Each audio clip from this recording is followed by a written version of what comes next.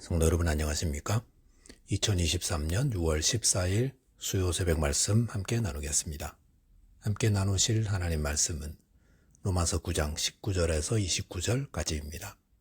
본문은 우리의 구원이 하나님의 절대 주권 아래 있다는 사실을 말씀하고 있습니다. 본문을 통해서 하나님은 창조자요, 우리는 피조물이며 하나님의 예정과 선택은 긍휼로 나타남에 대해서 묵상하겠습니다. 첫째 묵상할 내용은 하나님은 창조자요 우리는 피조물이다는 것입니다.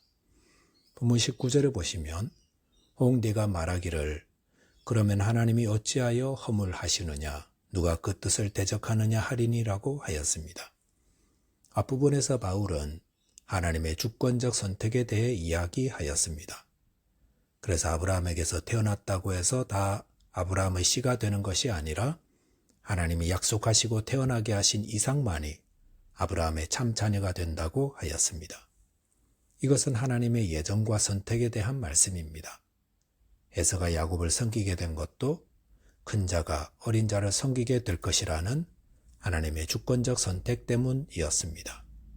그런데 예정과 선택이라는 주제를 꺼내면 모두들 질문들이 많아질 것입니다.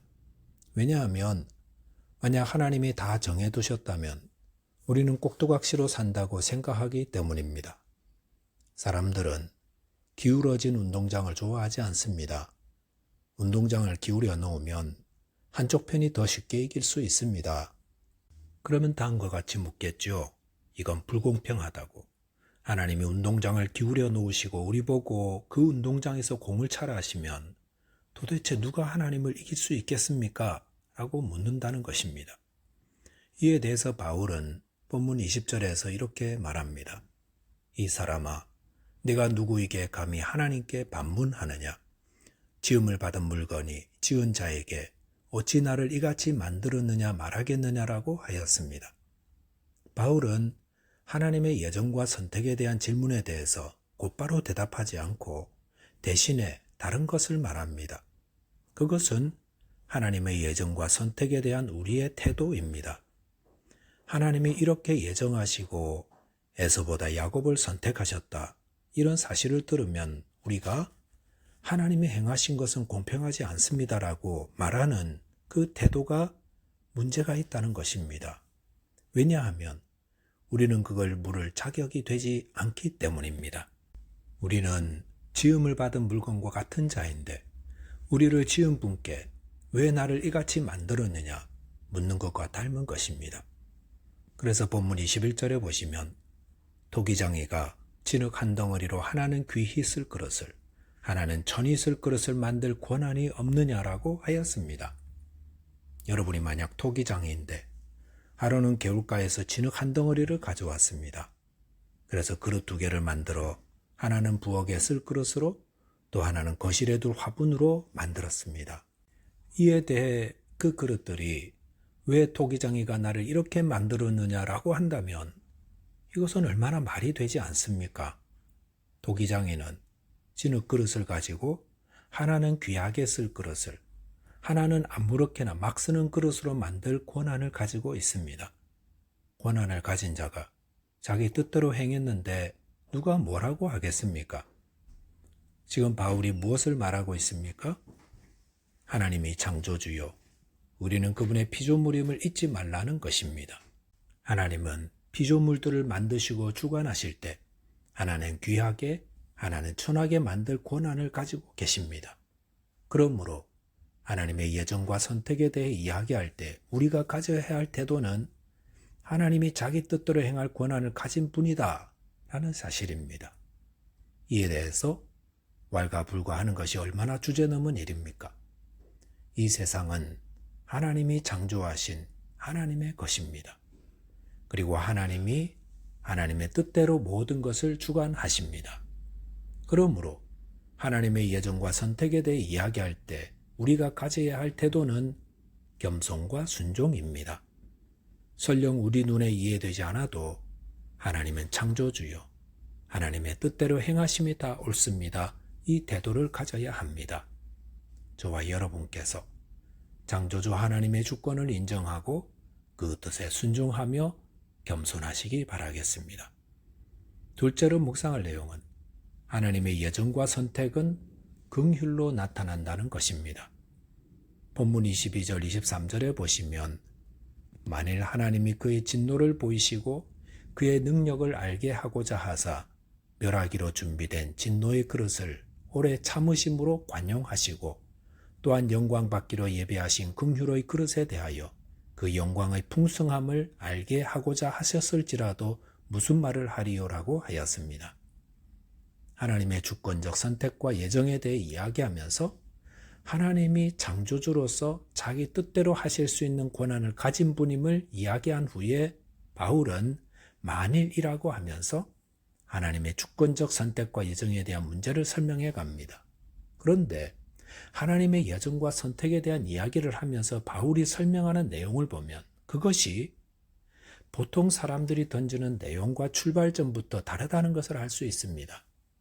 사람들이 예정에 대한 이야기를 꺼내면서 가장 먼저 떠올리는 말은 그러면 하나님 마음대로 해도 되는 겁니까? 입니다. 사람들이 하나님이 모든 것을 예정하시고 그 뜻대로 인도하신다는 사실에 대해 생각하는 것은 마음대로입니다. 하지만 사람들이 생각하는 하나님 마음대로를 바울은 무엇라고 설명합니까? 준비된 진노의 그릇을 오래 참으심으로 관용하심, 그리고 영광 받기로 예비하신 긍휼의 그릇에 대해 그 영광의 풍성함을 알게 하심입니다. 여기 보시면 하나님이 마음대로 행하시는 것이 진노를 받아야 할 그릇을 오래 참으시고 관용하심으로 나타납니다. 이것은 벌을 받아 마땅한 자를 하나님이 오래 참으시고 관용하신다는 것입니다. 이것이 하나님의 마음대로입니다. 즉 하나님의 예정과 선택은 하나님의 긍휼로 나타난다는 것입니다. 사람들은 마음대로 할 권세가 주어지면 자기 욕심대로 행하지만 하나님은 이 땅을 마음대로 행할 주권을 가지고 계시며 긍휼을 베푸시는 것입니다. 본문 24절에 보시면 그 그릇은 우리니 라고 하였습니다. 그러면서 곧 유대인 중에서뿐 아니라 이방인 중에서도 부르신 자니라라고 했습니다. 여기 보시면 하나님의 긍휼을 받은 수혜자가 바로 너희들과 나, 바로 우리라고 하였습니다. 그 말은 하나님의 주권적인 선택과 예정을 따라 하나님 마음대로 긍휼을 베풀지 않으셨더라면 우리는 지금 진노의 저주를 받은 그릇이 되어 심판받아 깨어지고 멸망하고 말았을 것이다 입니다. 과거에 사형 집행이 벌어지는 곳에 왕이 보낸 어명이 도착해서 겨우 목숨을 건지는 경우가 있었습니다. 그럴 때에 거기서 살아난 사람이 왕이 어명으로 살인자의 사형 집행 취소하는 게 맞는지 틀리는지 따져보자라고 한다면 그는 자신이 올라성 사다리를 걷어차는 어리석은 자일 것입니다. 우리는 모두 진노의 그릇들입니다. 그런데 하나님의 주권적인 뜻에 의해 긍휼을 입은 자 되었습니다. 그러므로 본문 25절 26절에 보시면 호세아의 글에도 이르기를 내가 내 백성 아닌 자를 내 백성이라 사랑하지 아니한 자를 사랑한 자라 부르리라. 너희는 내 백성이 아니라 한 그곳에서 그들이 살아계신 하나님의 아들이라 일컬음을 받으리라 한과 같으니라라고 하였습니다. 로마교회 성도들은 원래 하나님의 백성이 아닌 이방인들이었지만 하나님이 긍휼을 베푸셔서 그들을 하나님 백성으로 예정하시고 선택하시고 부르셨습니다. 그 하나님의 백성이 바로 저와 여러분이기도 합니다.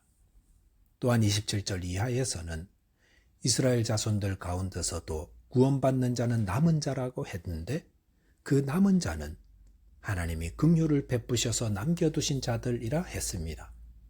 그래서 본문 29절에 보시면 또한 이사야가 미리 바란 바 만일 만국의 주께서 우리에게 씨를 남겨두지 아니하셨더라면 우리가 소돔과 같이 되고 고모라와 같았으리로다 함과 같으니라 라고 하였습니다. 이스라엘이 범죄하여 진노의 그릇 되었을 때에 하나님은 긍휼을 베푸시사 그 가운데서 씨를 남겨두셨습니다. 그래서 이스라엘이 완전히 망하지 않고 살아났습니다. 이것은 모두 하나님의 섭리와 주권적인 섭리의 결과입니다. 그러므로 이방인들이나 이스라엘 가운데 구원받은 자들은 하나님의 긍휼로 이루어지는 예정과 섭리의 결과들입니다. 저와 여러분께서 이 구원의 은혜를 베푸신 하나님의 긍휼하심과 여정과 선택에 감사하는 자 되시기를 바라겠습니다. 기도하겠습니다. 창조주 하나님, 저희를 창세전에 택하시고 예정하심을 감사합니다. 또한 진노에 그릇된 저희들 오래 참으시고 긍휼하심으로 구원하셨사오니 주님의 은혜에 감사하며 또 주를 섬기게 하여 주옵소서. 예수 그리스도 이름으로 기도하옵나이다. 아멘. 오늘도 믿음 안에서 승리하는 하루 되시기 바라겠습니다. 감사합니다.